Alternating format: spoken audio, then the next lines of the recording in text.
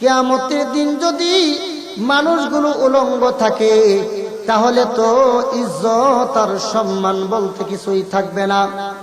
ওগো নবীজি, কিয়ামতের কঠিন ময়দানে মা বাবা সন্তানের সামনে, সন্তান মা বাবার সামনে, ভাই বোনের সামনে, বোন ভাইয়ের সামনে, বক্তা শ্রোতার সামনে, শ্রোতা বক্তার সামনে, ছাত্র উস্তাদের সামনে, উস্তাদ ছাত্রের সামনে, ইমাম মুসল্লিদের সামনে, মুসল্লি ইমামের সামনে, পীর সাহেব মুরিদানের সামনে, মুরিদান পীরের সামনে সবাই উলঙ্গ থাকবে। তাহলে গো নবীজি, ইজ্জত আর সম্মান বলতে কিছুই থাকবে না। আল্লাহর নবী বলেন, ও আয়েশা শুনো, কিয়ামতের কঠিন ময়দানে মানুষ এত চিন্তায় মগ্ন থাকবে, কে উলঙ্গ আর কে কাপড় পরিহিত, এই বিবেচনাটুকু করার মতো সময় তারা খুঁজে পাবে না। সেদিন তো নিচের দিকে তাকারই সময় নাই, হা করে উঁচু উপরের দিকে তাকায় থাকবে। কতদিন? একদিন দুই দিন নয়। এক আয়াতে আছে 1000 বছর, আর এক আয়াতে আছে 50,000 বছর হা করে তাকায় থাকবে। নিচের দিকে তাকায় থাকবার তো কোনো সুযোগই নাই। জোরে কোন ঠিক কিনা? ভাইয়ের আমার, আমাদের নবী যখন কিয়ামতের আলোচনা করতেন তখন মক্কার কাফেররা বলতো, মুহাম্মদ কি বলো, কি কও এগুলো? এটা কি বাস্তব যে মানুষ মরে গেলে আবারও আল্লাহ তাকে কবর থেকে জীবিত করবেন? আল্লাহ পাক আবারও মৃত মানুষকে কবরে জিন্দা করে উঠাবেন? মানুষ তো মরে গেলে পচে যাবে, গলে যাবে, হাড়টি পর্যন্ত মাটির সাথে মিশে যাবে। মুহাম্মদ কি বলো এগুলো? এগুলো কোনো কথা হলো?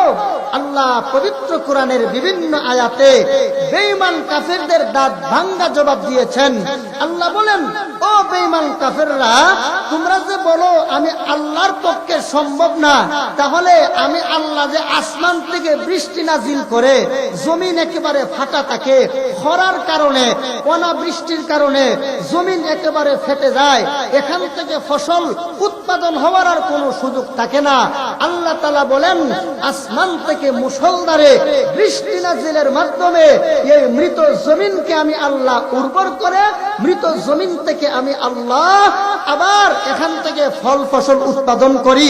আমি আল্লাহ যদি মৃত জমিন থেকে ফসল উৎপাদন করতে পারি, তাহলে কবর থেকে কি মৃত মানুষকে আবারও পুনরায় উত্তোলন করতে পারবো না? আপনারা কি বলেন? বাংলার মানুষ কি বলেন? পারবে কি পারবে না? আমার কথার দিকে আপনাদের খেয়াল আছে তো? মনোযোগ দিয়ে শুনবেন। ভাইয়ের আমার, আল্লাহ রাব্বুল আলামিন পবিত্র কুরআনুল কারীমে বলেন, ফালয়ানজুরিল ইনসানু ইলা তাআমিহি আন্না সাবাবনাল মা'a সাব্বা সুম্মা শাকাকনাল আরদা শাক্কা ফাআনবাতনা ফিহা হাববান ওয়া ইনাবান ওয়া কদবা। আল্লাহ রাব্বুল আলামিন বলেন, এ দুনিয়ার মানুষ, তোমরা তোমাদের খাদ্যের দিকে তাকায় দেখো। আমি আল্লাহ আসমান থেকে মুষলধারে বৃষ্টি নাজিলের মাধ্যমে এই মরা জমিনকে আমি আল্লাহ উর্বর করে এই জমিন থেকে বিভিন্ন রকমের ফল ফলাদি উৎপন্ন করি। আমি আল্লাহ যদি এই মৃত জমিন থেকে ফসল উৎপাদন করতে পারি, তাহলে কি কিয়ামতের কঠিন ময়দানে সমস্ত কবর থেকে মানুষকে উৎপাদন করতে পারবো না? ভাইয়ের আমার, বেঈমান কাফেররা আমাদের নবীকে কষ্ট দেয় আর বলে, মুহাম্মদ তুমি বলো কিয়ামত হবে, তাহলে কিয়ামত কখন হবে বলো দেখি, কিয়ামত কোন দিন হবে, আমাদেরকে কিয়ামত সংগঠিত করিয়ে দেখিয়ে দাও। আল্লাহ রাব্বুল আলামিন পবিত্র কোরআনুল কারীমে আমাদের নবীকে সান্ত্বনা দিয়েছেন আর বলেছেন, নবী গো, বেঈমান কাফেরদের কথায় আপনি মনক্ষুণ্ণ হবেন না, মনে কষ্ট নিবেন না গো নবী। আপনার আগেও বেঈমান কাফেররা সমস্ত নবীদেরকে কষ্ট দিয়েছেন। ওগো নবীজি, বেঈমান কাফেররা বলে কিয়ামত কখন হবে, এই কথা বলার জন্য আপনাকে বলে আল্লাহ রাব্বুল আলামিন পবিত্র কুরআনুল কারীমের সূরা নাজিআতে আল্লাহ বলেন ইয়াসআলুনাকা আনিস সাআতি আইয়ানা মুরসাহা ফীমা আনতা মিন যিকরাহা ইলা রাব্বিকা মুনতাহাহা। আল্লাহ রাব্বুল আলামিন বলেন ওগো নবীজি, বেঈমান কাফেররা আপনাকে প্রশ্ন করে মুহাম্মদ কিয়ামত কখন হবে বলো। ওগো নবীজি, কিয়ামত কখন হবে এর সাথে আপনার সম্পর্ক কি? কিয়ামত কখন ঘটাবো এটা আমি আল্লাহর দায়িত্ব। সুতরাং কিয়ামত কখন হবে আর কখন হবে না এর চূড়ান্ত জ্ঞান হলো একমাত্র আমার রব্বুল আলামিনের কাছে। ونشهد أن لا إله إلا الله وحده لا شريك له له ولا نظير له ولا مثل له ولا مثال له ولا وزير له ولا مقارن له ولا مقاصم له ولا منادي له ولا مقابل له ولا مصابي له ولا جلد بلد ولد جسد رسو جزو نزو عظم له ولا جذب وصف عيب كاب بيت خصم له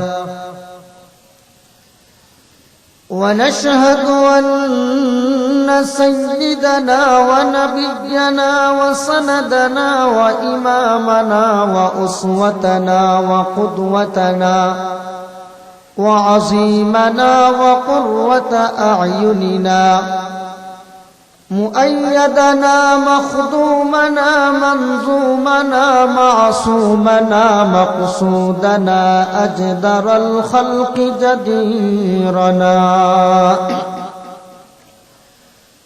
أعظم الخلق وأشرف الخلق وأحسن الخلق وأجمل الخلق وأكمل الخلق وأنور الخلق محمدا عبده ورسوله صلى الله تعالى عليه وعلى آله وأصحابه وبارك وسلم. أما بعد فأعوذ بالله من الشيطان الرجيم. بسم الله الرحمن الرحيم.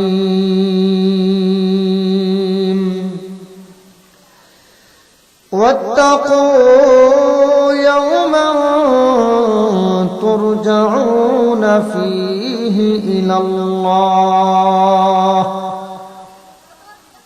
ثم توفى كل نفس ما كسبت وهم لا يظلمون. وقال رسول الله صلى الله عليه وسلم: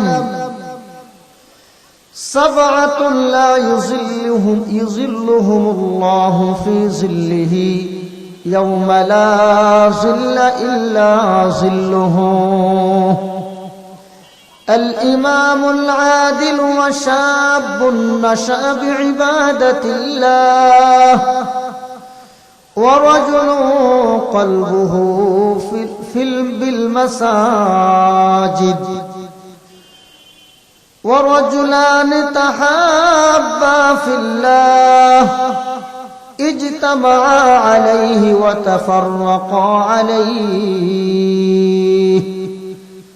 ورجل دعا وامرأته ذات منصب وجمال فقال إني أخاف الله ورجل تصدق بصدقة فأخفاها মাহফিলে আসে না, আলেমদের কথা শুনে না, কোরআন সুন্নাহর জ্ঞান গ্রহণ করে না, কোরআন সুন্নাহ থেকে ইলম শিখতে চায় না।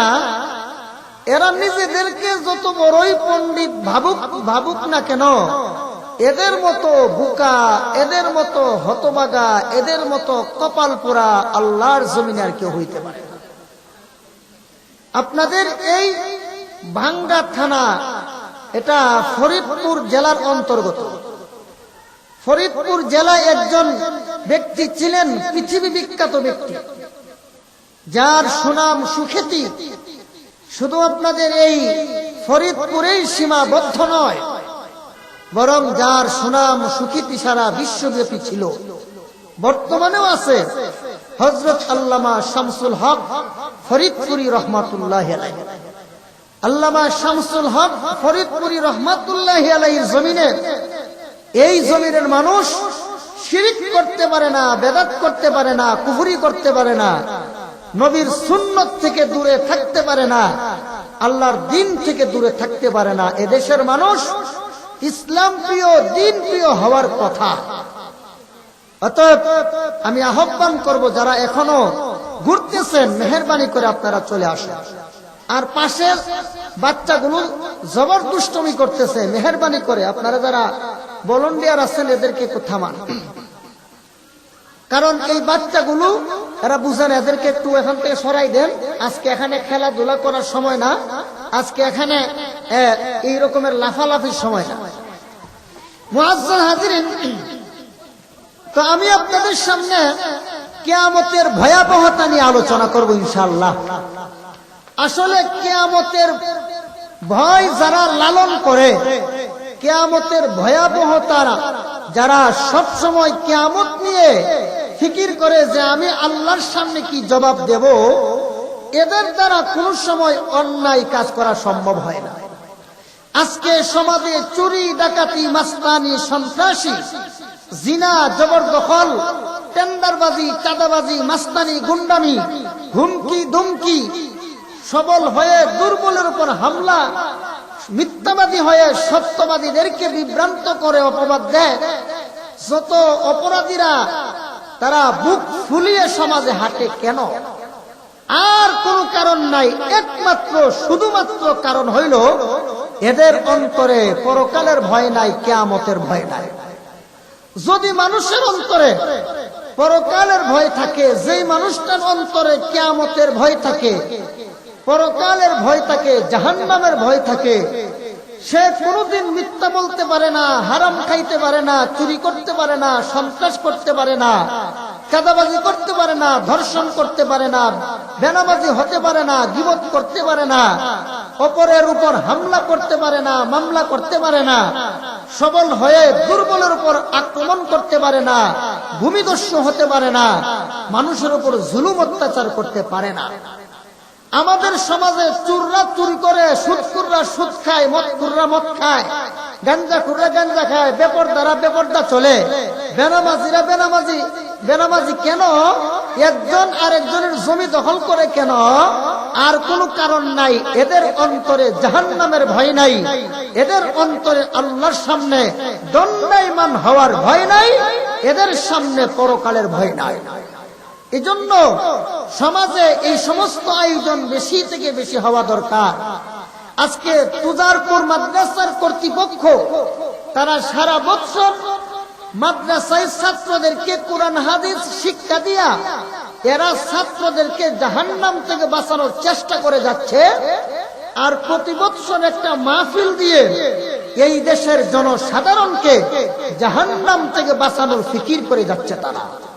মুআজ্জাজ হাজিরিন, এজন্য কিয়ামতের ভয়াবহতা, কিয়ামতের ভয়, কিয়ামতের বিভীষিকা যখন আমাদের অন্তরে লালন করব, তখন আমরা কোনোদিন অন্যায় কাজ করার দুঃসাহস দেখাতে পারবো না। মুআজ্জাজ হাজিরিন, আপনি যখন চোর দেখে এখানে আর্মি আছে, বিডিআর আছে, পুলিশ আছে, তখন চোর ডাকাত কিন্তু অন্যায় করে না। কেন? তার অন্তরে একটা ভয় আছে যে আমি অন্যায় করলে পুলিশ ধরবে, বিডিআর ধরবে, আর্মি ধরবে। ভয়ের কারণে ধরে না, অন্যায় করে না। ঠিক তেমনি ভাবে যার অন্তরে জাহান্নামের ভয় আছে, পরকালের ভয় আছে, এরা কোনোদিন অপকর্ম করতে পারে না। কিয়ামতের ভয়াবহতা, কিয়ামতের বিভীষিকা ছোট খাটু বিভীষিকা নয়। কিয়ামতের বিভীষিকা এত বড় হবে, আল্লাহ জাল্লা শানু পবিত্র কোরআনের বিভিন্ন আয়াতে পরকাল সম্পর্কে আল্লাহ কোরআনের প্রায় 2000 আয়াতে ওয়াজ করছেন আমাদেরকে। আল্লাহ কোরআনে প্রায় 6000 আয়াতে ওয়াজ করছেন। আল্লাহ প্রায় 2000 আয়াতে ওয়াজ করছেন অতীতের ইতিহাসের বিবরণ দিয়ে ওয়াজ, আরো 2000 আয়াত দিয়ে ওয়াজ করেছেন আল্লাহর কুদরতের বিবরণ দিয়ে ওয়াজ, আরো 2000 আয়াতে আল্লাহ ওয়াজ করেছেন পরকালের বিবরণ দিয়ে ওয়াজ। তাহলে 2000 আরো 2000 হলো 6000। কোরআনে আয়াতের সংখ্যা হলো 6666 আয়াত এক বর্ণনা মতে। তাহলে প্রায় 6000 আয়াতে আল্লাহ ওয়াজ করছেন, আর 500 আয়াতে আল্লাহ বিধিবিধান দিয়েছেন। কোনটা হালাল, কোনটা হারাম, কোনটা করণীয়, কোনটা বর্জনীয়, কোনটা ছাড়তে হবে, কোনটা করতে হবে, কোনটা জায়েজ, কোনটা নাজায়েজ, এই যে বিধিবিধান সংক্রান্ত আয়াত, এর পরিমাণ হলো মাত্র 500, আর ওয়াজের সংখ্যা হলো 6000। এজন্য আল্লাহর ওয়াজের একটা পদ্ধতির নাম হলো তাজকির বি আইয়ামিল্লাহ, অতীতের ইতিহাসের বিবরণ দিয়ে ওয়াজ। আল্লাহর ওয়াজের আরেকটা পদ্ধতির নাম হলো তাজকির বি আলাইল্লাহ, অর্থাৎ আল্লাহর কুদরতের বিবরণ দিয়ে ওয়াজ। আল্লাহ পাকের আরেকটা ওয়াজের পদ্ধতির নাম হলো তাজকির বিমা বাদাল মাউত, পরকালের বিবরণ দিয়ে ওয়াজ। আমি আপনাদের সামনে পবিত্র কোরআনের সূরা বাকারার 281 নম্বর আয়াত যে তেলাওয়াত করলাম, এই আয়াতে মহান আল্লাহ পরকালের বিবরণ দিয়ে ওয়াজ করেছেন।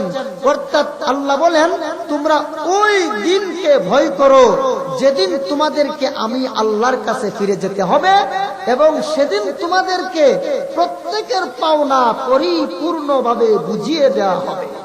ওই দিন সুদ খাওয়ার মজা, ঘুষ খাওয়ার মজা, ধান্দাবাজি করার মজা, গীবত করার মজা, বেপরদা চলার মজা, হারাম খাওয়ার মজা, নামাজ না পড়ার মজা, বিভিন্ন অপকর্মের মজা কি সেদিন বুঝে আসবে, যেদিন আল্লাহর সামনে আমাকে আপনাকে দণ্ডায়মান হতে হবে।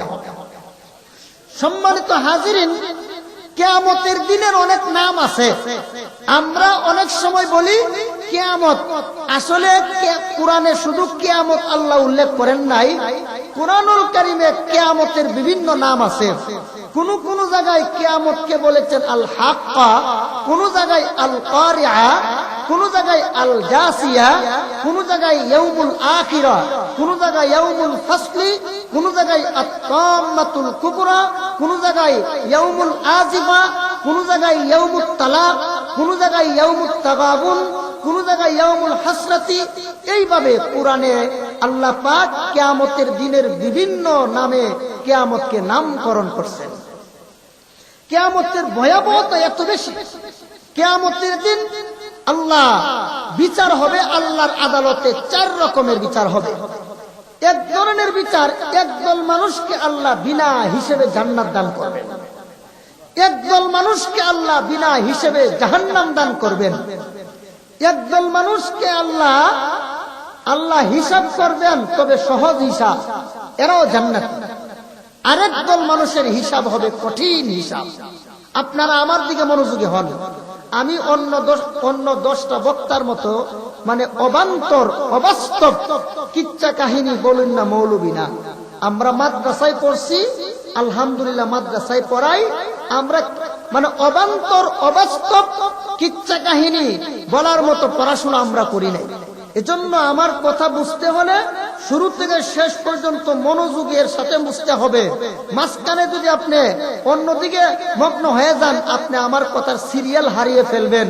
তখন বলবেন যে কামরাঙ্গীর চর থেকে মৌলবী আসতে। আমার বাড়ি মূলত কামরাঙ্গীর চর না, আমার বাড়ি হলো সিলেট হবিগঞ্জে। তো কামরাঙ্গীর চর থাকি, বলবেন এত দূর থেকে মৌলবী আনলাম, কি ওয়াজ করলো কিছুই বুঝলাম না। আর আপনারা তো ওয়াজ বলতে বুঝেন হাসানি কান্দানি, কে বেশি হাসাইতে পারে বেশি কান্দাইতে পারে, এগুলোর নাম ওয়াজ না। ওয়াজ হলো কোন কাজ করলে জাহান্নাম থেকে বাঁচা যাবে, কোন কাজ করলে জান্নাতে যাওয়া যাবে, এই কথাগুলো জনসাধারণকে বুঝাইয়া দেওয়ার নাম ওয়াজ। আজকে তো কোন কাজ করলে জাহান্নাম থেকে বাঁচা যাবে আর কোন কাজ করলে জান্নাতে যাওয়া যাবে, এইগুলো এখন আর বোঝানো হয় না। এই জন্য মনোযোগের সাথে শুনবেন। কাল হাসরের ময়দানে মানুষের হিসাব হবে 4 রকমের। প্রথম, একদল মানুষকে আল্লাহ বিনা হিসেবে জান্নাত দান করবেন। 2 নম্বর, একদল মানুষকে আল্লাহ বিনা হিসেবে জাহান্নামে দিবেন। 3 নম্বর, একদল মানুষের হিসাব হবে তবে সহজ হিসাব। সহজ হিসাব কি? আল্লাহ বলবেন, বান্দা তুমি জীবনে বহুত গুনাহ করছিলা, এই গুনাহ করো নাই? বান্দা বলবে, আল্লাহ আমি তো করছি। আল্লাহ বলবেন, বান্দা তুমি যে এই গুনাহগুলো করছো আমিও জানি, তুমিও জানো। আমি আল্লাহ গোপন রাখছিলাম, আজকেও গোপন রাখলাম, যাও আমি আল্লাহ তোমাকে মাফ করে দিলাম। এটা হলো সহজ হিসাব। এই হিসাবটা পাওয়ার জন্য আল্লাহর নবী দোয়া করছেন, উম্মতকে শিখাই দিয়েছেন, ও উম্মতেরা তোমরা আল্লাহর কাছে দোয়া করবা, আল্লাহুম্মা হাসিবনি হিসাবান ইয়াসিরা। ও আল্লাহ, হাসরের ময়দানে আমার হিসাবটা সহজ করে দিও। তো আল্লাহ আমাদেরকে যেন কমসে কম হাসরের ময়দানে বলে, বান্দা তুই গুনাহ করছস, আমি জানি তুইও জানোস, আমি আল্লাহ দুনিয়া তো গোপন রাখছিলাম, এই হাসরের ময়দানে গোপন রাখলাম, যা বান্দা তোকে মাফ করে দিলাম। কমসে কম আল্লাহ যেন আমাদেরকে এই দলের মধ্যে রাখে। সবাই বলেন আমিন। 4 নম্বর, আল্লাহ হিসাব করবেন তবে কঠিন হিসাব। এই কঠিন হিসাব যাদের করবেন এরাও জাহান্নাম। সম্মানিত হাজিরিন, তো কিয়ামতের ভয়াবহতা কেমন হবে জানেন? আল্লাহ সূরা হজ্জের সর্বপ্রথম আয়াতে আল্লাহ বলেন, ইয়া আইয়ুহান নাসু তাকু রাব্বাকুম ইন্না জালজালাতাস সাআতি শাইউন আযীম। আল্লাহ বলেন, ও দুনিয়ার মানুষ, তোমরা আল্লাহকে ভয় করো। আর কিয়ামতের দিন যে প্রকম্পন হবে, যে জালজালা হবে, যে ভূমিকম্প হবে, এটা মহা ভূমিকম্প হবে। বাংলাদেশে যদি শুধুমাত্র 7 থেকে 8 মাত্রার ভূমিকম্প হয়, বাংলাদেশের ঢাকা নগরীর একটা দালান কোঠা অট্টালিকা থাকবে না, সব মাটির সাথে মিশে যাবে। কিন্তু কিয়ামতের দিন যে প্রকম্পন হবে, ভূমিকম্প হবে, এটা শুধুমাত্র 7 মাত্রার আর 8 মাত্রার হবে না, কত লক্ষ কোটি মাত্রার প্রকম্পন হবে। এটা একমাত্র আল্লাহ ছাড়া জগতের আর কেউ জানে না। জোরে কোন ঠিক কিনা? শুধু তাও না, আল্লাহ বলেন, ইয়াউমা তারাউনাহা তাযহালু কুল্লু মুরদিআতিন আম্মা আরদাআত ওয়া তাদউ কুল্লু যাতি হামলিন হামলাহা ওয়া তারান নাসা সুকারা وترى الناس سكارى وما هم بسكارى ولكن عذاب الله شديد।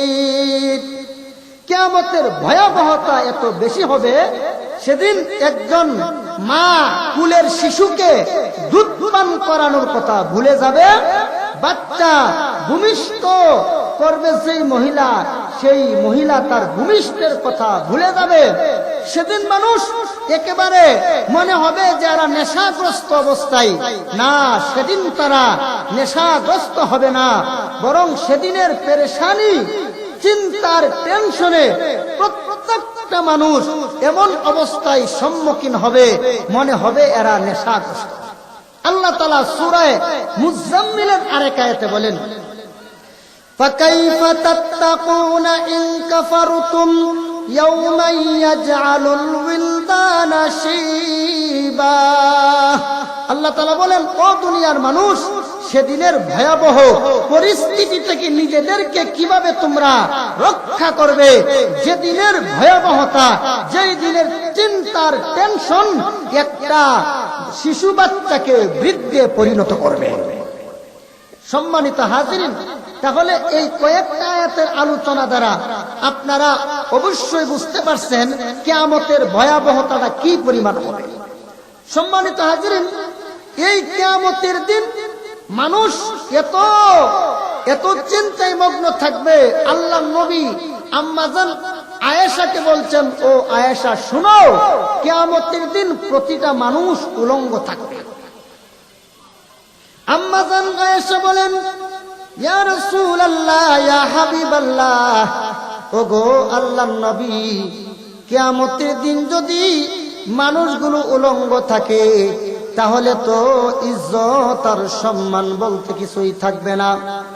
ওগো নবীজি, কিয়ামতের কঠিন ময়দানে মা বাবা সন্তানের সামনে, সন্তান মা বাবার সামনে, ভাই বোনের সামনে, বোন ভাইয়ের সামনে, বক্তা শ্রোতার সামনে, শ্রোতা বক্তার সামনে, ছাত্র উস্তাদের সামনে, উস্তাদ ছাত্রের সামনে, ইমাম মুসল্লিদের সামনে, মুসল্লি ইমামের সামনে, পীর সাহেব মুরিদানের সামনে, মুরিদান পীরের সামনে, সবাই উলঙ্গ থাকবে।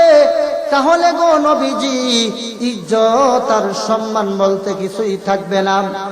আল্লাহর নবী বলেন, ও আয়েশা শুনো, কিয়ামতের কঠিন ময়দানে মানুষ এত চিন্তায় মগ্ন থাকবে, কে উলঙ্গ আর কে কাপড় পরিহিত, এই বিবেচনাটুকু করার মতো সময় তারা খুঁজে পাবে না।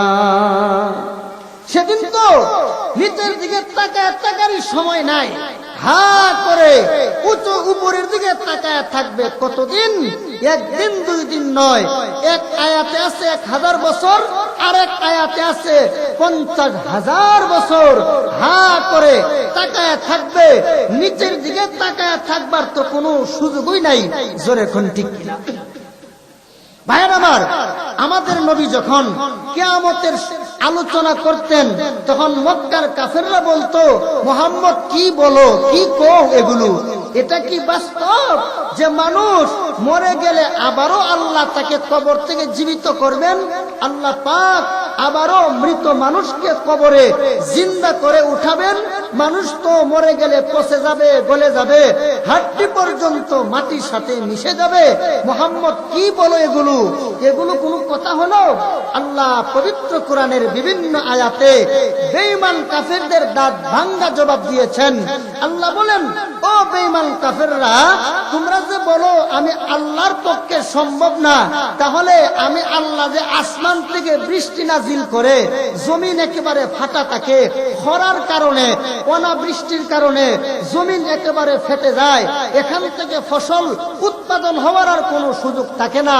আল্লাহ তাআলা বলেন, আসমান থেকে মুষলধারে বৃষ্টি নাজিলের মাধ্যমে এই মৃত জমিনকে আমি আল্লাহ উর্বর করে, মৃত জমিন থেকে আমি আল্লাহ আবার এখান থেকে ফল ফসল উৎপাদন করি। আমি আল্লাহ যদি মৃত জমিন থেকে ফসল উৎপাদন করতে পারি, তাহলে কবর থেকে কি মৃত মানুষকে আবারও পুনরায় উত্তোলন করতে পারবো না? আপনারা কি বলেন? বাংলার মানুষ কি বলেন? পারবে কি পারবে না? আমার কথার দিকে আপনাদের খেয়াল আছে তো? মনোযোগ দিয়ে শুনবেন। ভাইয়ের আমার, আল্লাহ রাব্বুল আলামিন পবিত্র কুরআনুল কারীমে বলেন, ফালয়ানজুরিল ইনসানু ইলা তাআমিহি আন্না সাবাবনাল মা'a সাব্বা সুম্মা শাকাকনাল الأرض شقا فأنبتنا فيها حبا وعنبا وقضبا। আল্লাহ রাব্বুল আলামিন বলেন, এ দুনিয়ার মানুষ, তোমরা তোমাদের খাদ্যের দিকে তাকায় দেখো। আমি আল্লাহ আসমান থেকে মুষলধারে বৃষ্টি নাজিলের মাধ্যমে এই মরা জমিনকে আমি আল্লাহ উর্বর করে এই জমিন থেকে বিভিন্ন রকমের ফল ফলাদি উৎপন্ন করি।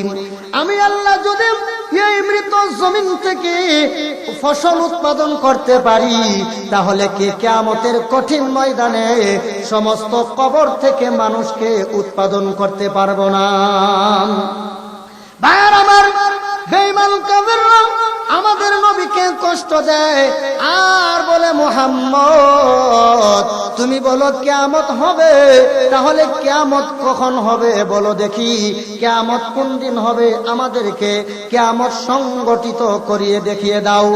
আল্লাহ রাব্বুল আলামিন পবিত্র কোরআনুল কারীমে আমাদের নবীকে সান্ত্বনা দিয়েছেন আর বলেছেন, নবী গো, বেঈমান কাফেরদের কথায় আপনি মনক্ষুণ্ণ হবেন না, মনে কষ্ট নিবেন না গো নবী।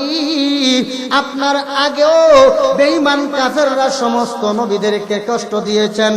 ওগো নবীজি, বেঈমান কাফেররা বলে কিয়ামত কখন হবে, এই কথা বলার জন্য আপনাকে বলে আল্লাহ রাব্বুল আলামিন পবিত্র কুরআনুল কারীমের সূরা নাজিআতে আল্লাহ বলেন, ইয়াসআলুনাকা আনিস সাআতি আইয়ানা মুরসাহা ফীমা আনতা মিন যিকরাহা ইলা রাব্বিকা মুনতাহাহা। আল্লাহ রাব্বুল আলামিন বলেন, ওগো নবীজি, বেঈমান কাফেররা আপনাকে প্রশ্ন করে, মুহাম্মদ কিয়ামত কখন হবে বলো। ওগো নবীজি, কিয়ামত কখন হবে, এর সাথে আপনার সম্পর্ক কি? কিয়ামত কখন ঘটাবো, এটা আমি আল্লাহর দায়িত্ব। সুতরাং কিয়ামত কখন হবে আর কখন হবে না, এর চূড়ান্ত জ্ঞান হলো একমাত্র আমার রব্বুল আলামিনের কাছে।